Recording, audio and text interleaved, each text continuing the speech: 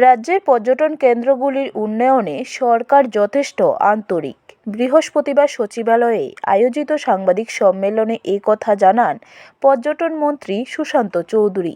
রাজ্য সরকার পর্যটন শিল্পের উন্নয়নে যে পরিকল্পনাগুলি গ্রহণ করেছে সেগুলোর বিস্তারিত আলোচনা করে তিনি বলেন, প্রাকৃতিক পরিবেশ বান্ধব গন্তব্যস্থলে পর্যটকদের আকৃষ্ট করার লক্ষ্যে ৫১টি লগ হাট নির্মাণের কাজ হাতে নেওয়া হয়েছিল।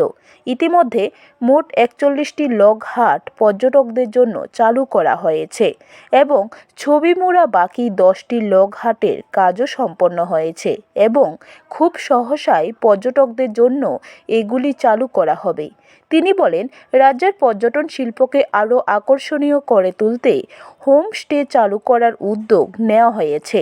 নারকেলকুঞ্জের পার্শ্ববর্তী এলাকায় ১১টি হোমস্টে এবং জম্পুই হিলে 4টি হোমস্টে চালু করার উদ্যোগ নেওয়া হয়েছে। Actually to be honest, budget আমি পুরো দেখিনি, কিন্তু যতটুকু সেলিয়েন্ট ফিচার্স গুলো আমার কাছে এসেছে, পরিবহন থেকে ট্যুরিজম ক্ষেত্রে অনেক গুরুত্ব দেওয়া হয়েছে। আমাদের ফিনান্স মিনিস্টার অনারেবল নির্মলা সীতারামনজি বলেছেন ট্যুরিজম ক্ষেত্রে অনেক অগ্রাধিকার দেওয়া হবে, কিন্তু কত টাকা দেওয়া হবে সেটা উল্লেখ করেননি এবং this will reflect in the next budget.